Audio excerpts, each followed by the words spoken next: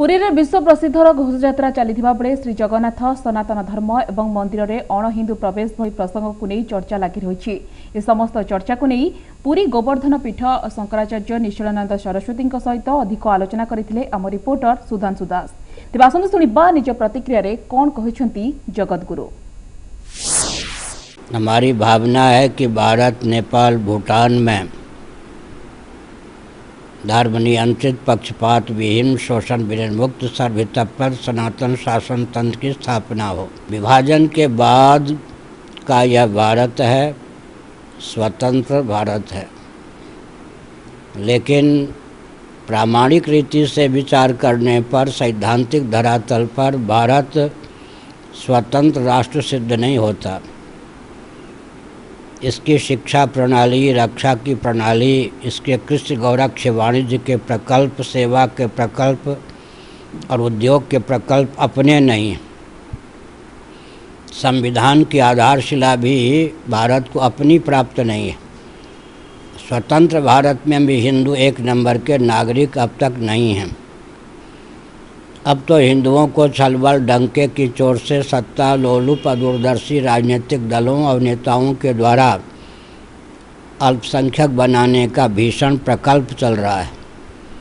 ऐसी स्थिति में मानवाधिकार की सीमा में सब तंत्रों को अभयदान देते हुए भारत को सैद्धांतिक धरातल पर स्वतंत्र बनाने के लिए स्वस्थ क्रांति की आवश्यकता है। MBC चैनल के प्रति यह हमारा संदेश है। इस दिशा में वह स्वस्थ भूमिका प्रस्तुत करे। किसी भी न्यायाधीश का सुझाव उनका निर्णय नहीं माना जाता। यह न्यायाधीश जी का व्यक्तिगत सुझाव आया है सामने।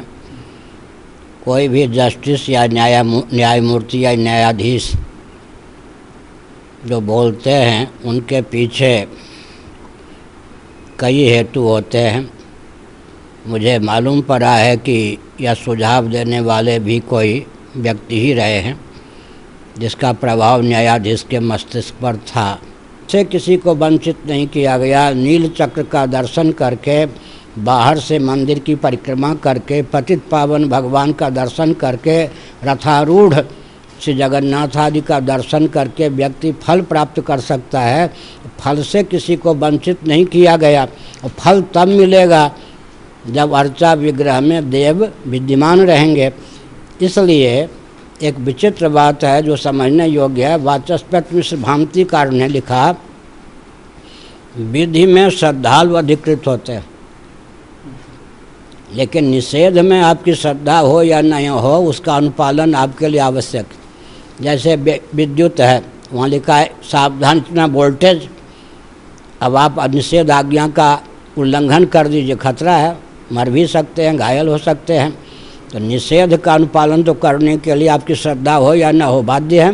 लेकिन मैंने एक संकेत किया, जब यहाँ पर पहले से ही न्यायालय श्री जगन्नाथ मंदिर को लेकर ही नहीं, पूरे क्षेत्र को लेकर, विश्व के 1/4 क्षेत्र को लेकर जो पूरी पीठ की सीमा में है, पूरे विश्व के 1/4 क्षेत्र भगवान शंकराचार्य ने पूरी पीठ का अधीन रखा था।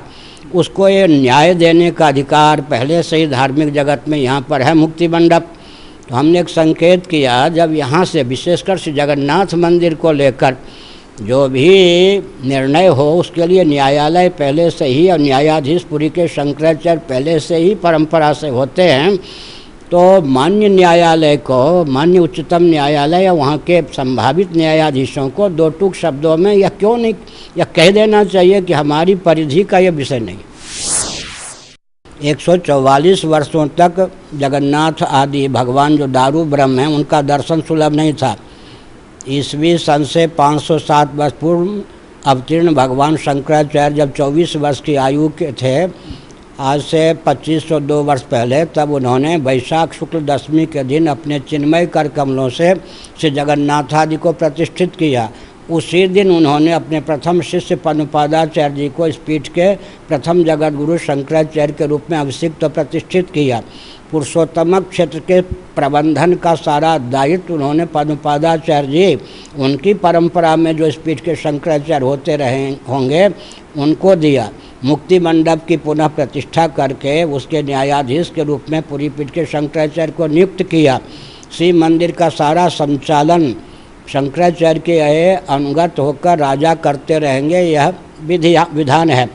अब उसका अनुपालन नहीं हो रहा है, अनुपालन होना चाहिए। केवल इतना भाव उन्होंने व्यक्त किया है ताकि जनता समझ ले कि वस्तुस्थिति यह है। यह अनेक किसी जो कथा को लेकिन लोक मन में भक्त मान मध्य अनेक किसी प्रश्न उठुला ता मध्य अनेक मात्र समाधान हो आशा करुचे।